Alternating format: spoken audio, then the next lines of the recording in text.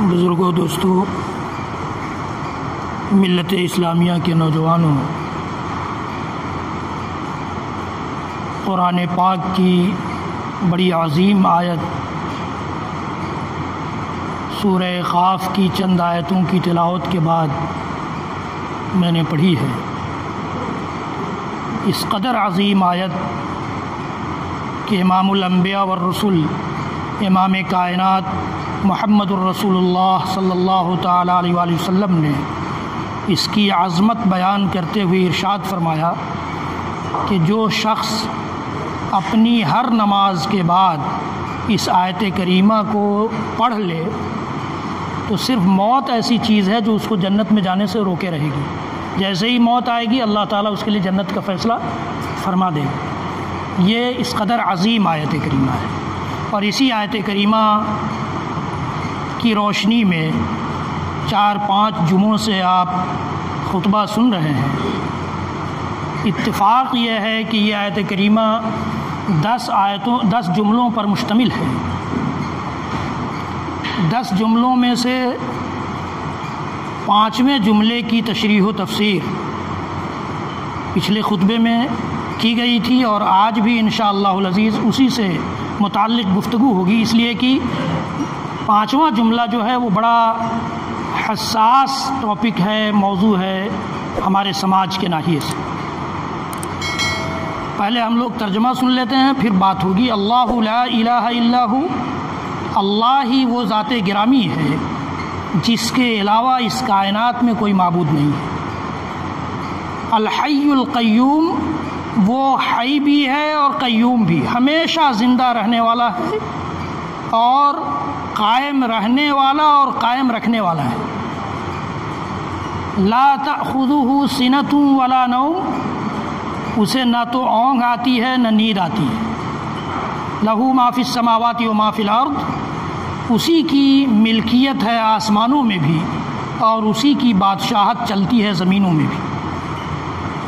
من ذا الذی یشفع عندہ الا باذنہ، کون ہے وہ ذات جو اس کی اجازت کے بغیر اس کے پاس سفارش کر دے، شفاعت کر دے۔ پچھلے جمعے کے خطبے میں نے بتایا تھا آپ کو کہ اللہ رب العالمین نے شفاعت اور سفارش کا قاعدہ یہ بنایا ہے کہ اس کے سامنے وہی سفارش کر سکتا ہے جس کو وہ اجازت دے، اور اس کے بارے میں سفارش کر سکتا ہے جس سے وہ راضی ہو۔ تو ہر آدمی کو سفارش سے زیادہ اس بات کی فکر ہونی چاہیے کہ اس کا رب اس سے راضی ہو رہا ہے یا نہیں۔ اس کا رب کوئی ایسا کام وہ تو نہیں کر رہا ہے، کوئی ایسا عقیدہ تو اس نے نہیں پال رکھا ہے جس سے اس کا رب ناراض ہو جائے۔ رب ناراض ہو گیا تو کوئی سفارش نہیں کر سکتا ہے۔ رب راضی ہے اور اللہ کی اجازت ہو گئی تو سفارش ہو جائے گی۔ شفاعت کا لفظ عربی لفظ ہے جس کے معنی ہوتا ہے ایک سے دو بنانا، جفت بنانا، جوڑا بنانا۔ اللہ تعالیٰ نے جفت اور طاق دونوں کی قسم کھائی ہے، والشفع والوتر والفجر ولیال عشر، والشفع والوتر، جوڑے کی بھی قسم کھائی ہے اور طاق کی بھی قسم کھائی ہے۔ حالانکہ طاق اللہ تعالیٰ کو زیادہ محبوب ہے۔ اللہ کے رسول صلی اللہ علیہ وسلم کا ارشاد گرامی ہے، ان اللہ وتر یحب الوتر، اللہ طاق ہے اور طاق کو پسند کرتا ہے۔ اسی لیے عام طور سے اللہ کے نبی صلی اللہ علیہ وسلم اپنے کاموں میں طاق کو پسند فرماتے تھے۔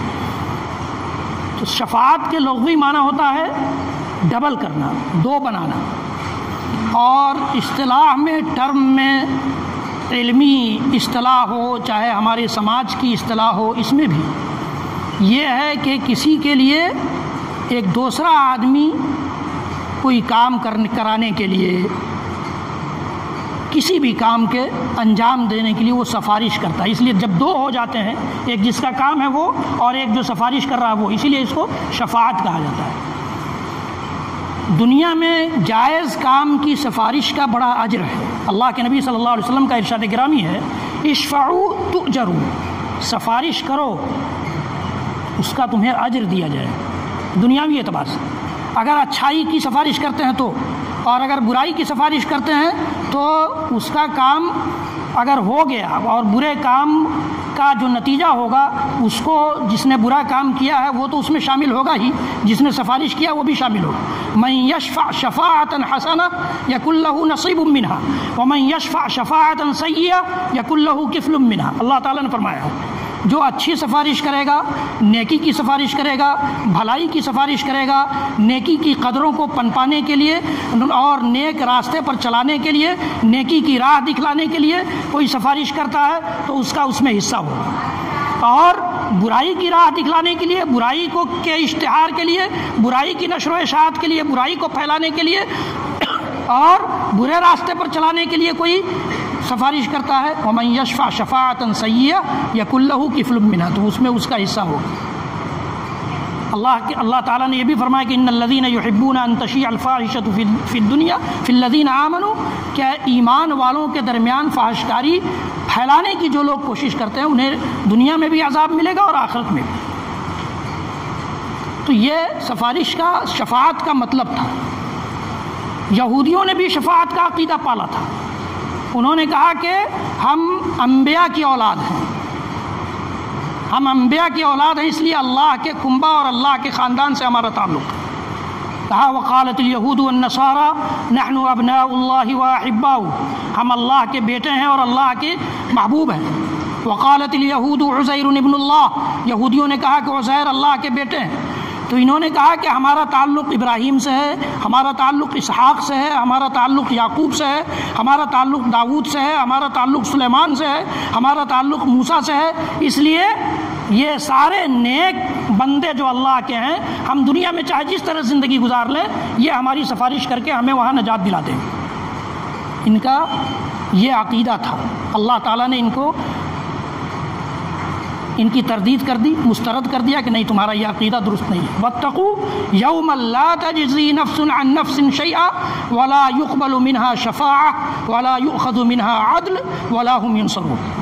اللہ رب العالمین نے فرمایا کہ سنو، تم نے چاہے جو عقیدہ پال رکھا ہو، میرے یہاں کیا ہوگا وہ سنو، اس دن سے ڈرو جس دن کوئی نفس کسی نفس کے کام نہیں آئے گا، کوئی کسی کے کام نہیں آئے گا۔ یہاں تک کہ اللہ رب العالمین نے صاف ارشاد فرما دیا ہے کہ یوم یفر المرء من اخیہ وامہ وابیہ وصاحبتہ وبنیہ لکل امرئ منہم یومئذ شأن یغنیہ۔ آدمی اپنے بھائی سے بھاگے گا، اپنی بیوی اور بچوں سے بھاگے گا، اپنے ماں اور باپ سے بھاگے گا، ہر آدمی خود پریشان ہوگا۔ میں نے آپ کو اس سے پہلے بتایا ہے کہ اللہ کے نبی صلی اللہ علیہ وسلم نے جب یہ ارشاد فرمایا کہ میدان محشر میں سارے ننگے ہوں گے، جس طرح سے ماں کے پیٹ سے پیدا ہوتے ہیں اسی طرح وہاں سب ننگے ہوں گے، بغیر کپڑے کے ہوں گے۔ اما عائشہ صدیقہ کائنات رضی اللہ تعالیٰ عنہ کو بہت برا لگا، انہوں نے پوچھا غیرت کے مارے اور شرم کے مارے کہ اللہ کے نبی عورتیں بھی ننگی ہوں گی؟ اللہ کے نبی صلی اللہ علیہ وسلم بھانپ گئے کہ عائشہ کیا پوچھنا چاہتی ہوں؟ فرمایا کہ عائشہ معاملہ اس سے زیادہ سنگین ہوگا، دنیا کا معاملہ نہیں ہے کہ ادھر جھانک لیا ادھر جھانک لیا، نہیں، وہاں معاملہ اس سے زیادہ سنگین ہوگا۔ ہر آدمی اپنے سر پر جو سورج ہوگا اس سے پریشان ہوگا، اور جتنا اس کا گناہ ہوگا اس کے بقدر پسینے میں ڈوبا ہوگا اس سے پریشان ہوگا۔ کسی کو کہاں اتنی مہلت ہوگی کہ وہ کسی کی طرف جھانکے اور دیکھے، وہاں اس کی پرواہ ہی نہیں ہوگی۔ اللہ کے نبی صلی اللہ علیہ وسلم نے فرمایا۔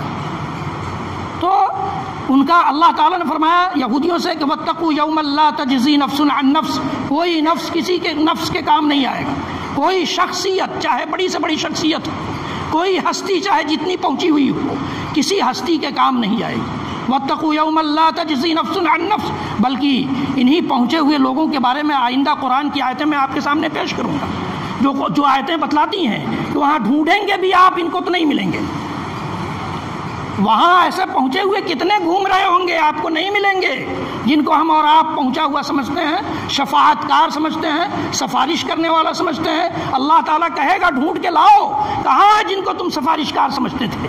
چیلنج ہوگا اللہ تعالیٰ کا، اور ہم گردن جھکائے سر جھکائے رب کائنات کے سامنے، بادشاہ کائنات کے سامنے کھڑے ہوں گے، پریشان ہوں گے۔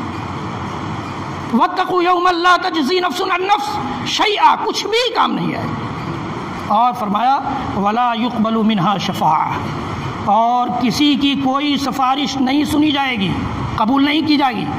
ولا یؤخذ منها عدل، اور کوئی مالدار دولت مند دولت تو لے کر جائے گا نہیں، لیکن پھر بھی اللہ تعالیٰ نے کہا کہ کوئی اگر یہ سمجھے کہ وہ کچھ دے لے کر کے چھوٹ جائے گا، کچھ فدیہ اور جزیہ دے کر کے چھوٹ جائے گا، تو یہ بھی نہیں چلے گا۔ ولا هم ینصرون، اور ان کی مدد نہیں کی جائے گی۔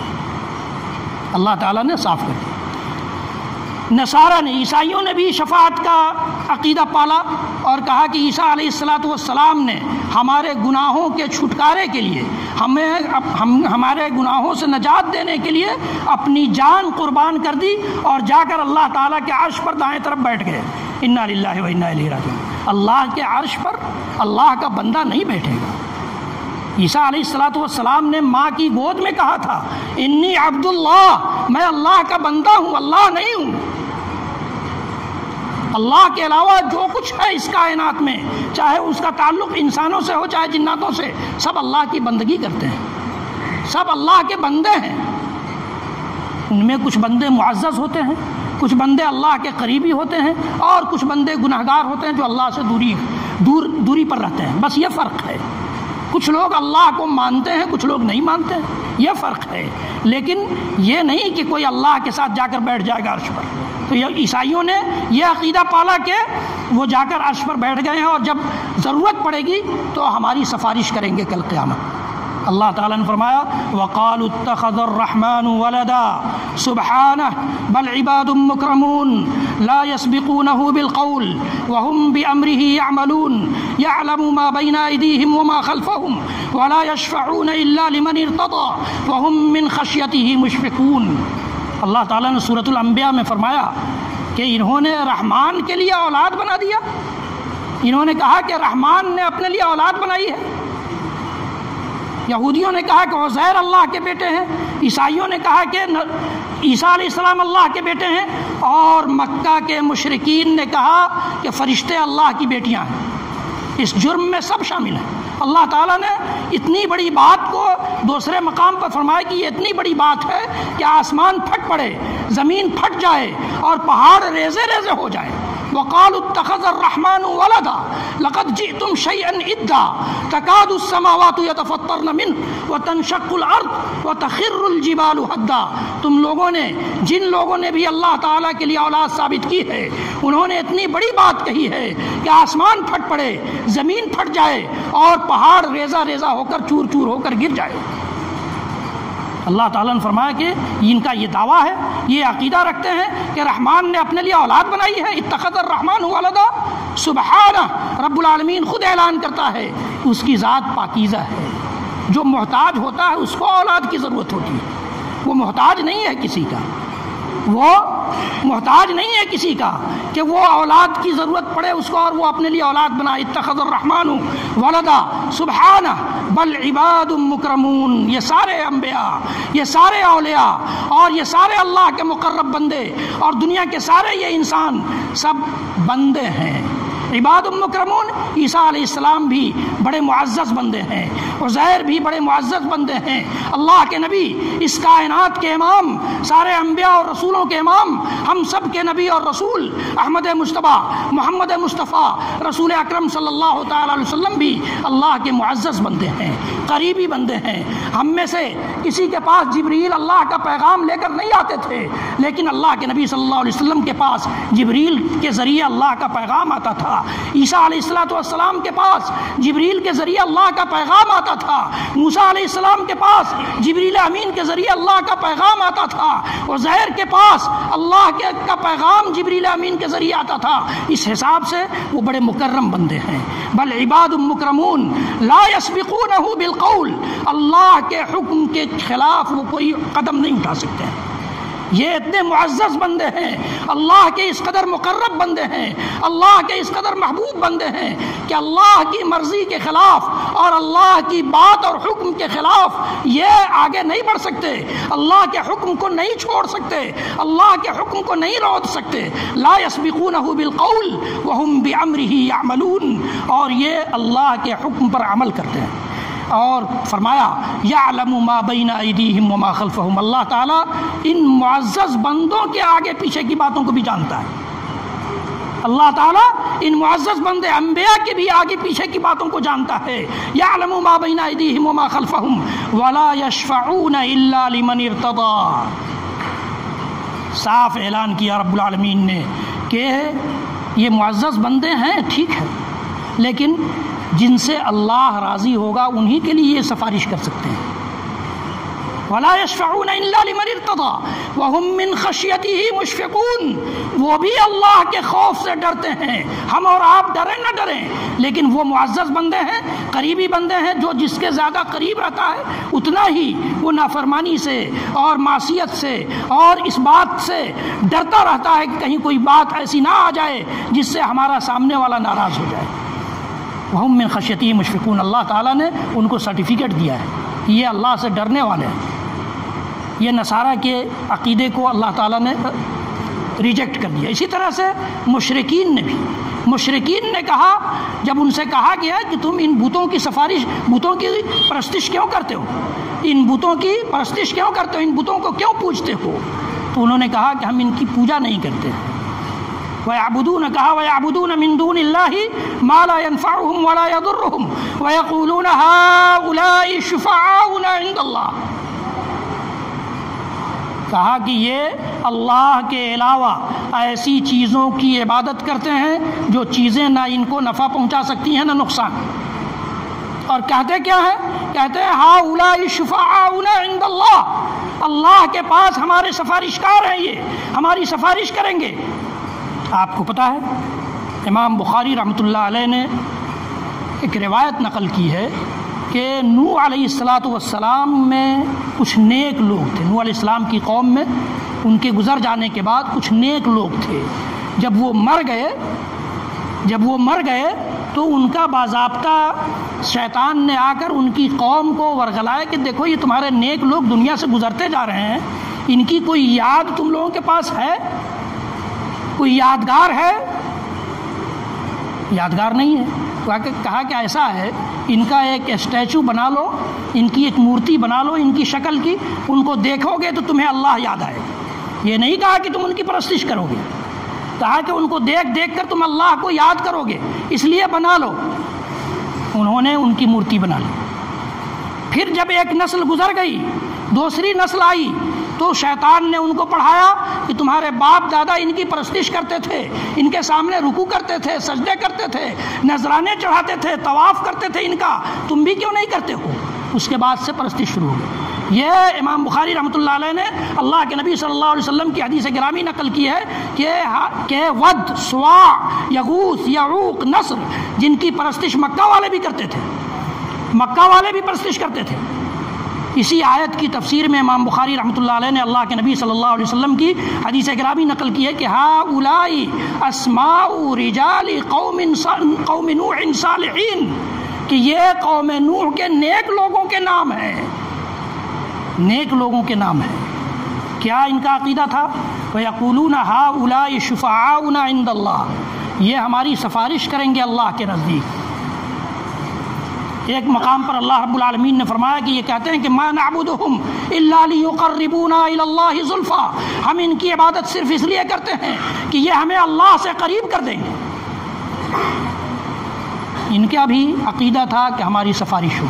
اللہ رب العالمین نے ان ساری سفارشوں کو رد کر دیا. بڑے کھول کر رب العالمین نے ایمان والوں کو سب سے پہلے چتایا ہے.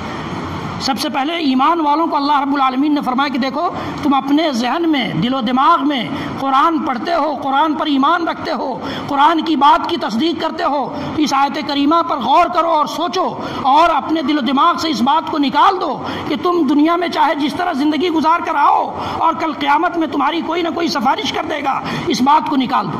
یا ایھا الذین آمنوا انفقوا مما رزقناکم من قبل ان یأتی یوم لا بیع فیہ ولا خلۃ ولا شفاعہ. اے ایمان والو، انفقوا مما رزقناکم، جو کچھ ہم نے تمہیں دیا ہے ان میں سے خرچ کرو.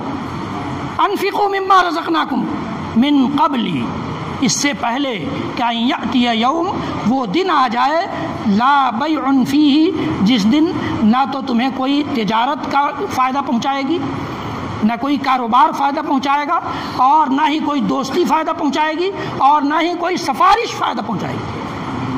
من قبل ان یأتی یوم لا بیع فیہ ولا خلۃ ولا شفاعہ، کوئی دوستی نہیں ہوگی، کوئی دوستی نہیں ہوگی اس دن۔ الاخلاء یومئذ بعضهم لبعض عدو، قرآن کہتا ہے سورہ زخرف میں، سورہ زخرف میں قرآن نے یہ اعلان کیا ہے کہ سارے دوست جو اس دنیا میں دوست ہیں، جن کو ایک بار ہم فون کرتے ہیں تو سارے جمع ہو جاتے ہیں، وہاں دشمن ہو جائیں گے۔ قرآن کہتا ہے، قرآن کی بات کی تصدیق کرنا ہماری اور آپ کی شرعی دینی ذمہ داری ہے۔ اگر ہم تصدیق نہیں کریں گے، جھوٹلا دیں گے یا جھوٹ سمجھیں گے تو ہمارا ایمان ختم ہو جائے گا۔ الاخلاء یومئذ بعضهم لبعض عدو، قیامت کے دن یہ ساری دوستیاں ختم ہو جائیں گی، دشمنی میں بدل جائیں گی۔ الا المتقین، سوائے متقیوں کے، تقوی کی بنیاد پر جو دوستی ہوگی، للہیت کی بنیاد پر جو دوستی ہوگی، خلوص کی بنیاد پر جو دوستی ہوگی، اللہ کی وحدانیت کی بنیاد پر جو دوستی ہوگی، نبی کی پیروی کی بنیاد پر جو دوستی ہوگی، دین اسلام کی بنیاد پر جو دوستی ہوگی، جس کی بنیاد مضبوط ہوگی وہ دوستی وہاں ٹکی رہے۔ بنیاد مضبوط نہیں ہوگی، ان چیزوں کے علاوہ جس بنیاد پر بھی ہم اپنی دوستی کی بنیاد ڈالیں وہ کھوکھلی ہوگی، وہاں دشمنی میں بدل جائے گی۔ انشاءاللہ العزیز شفاعت کے بارے میں اور زیادہ قرآنی آیات کی روشنی میں گفتگو ہوگی آئندہ خطبوں میں۔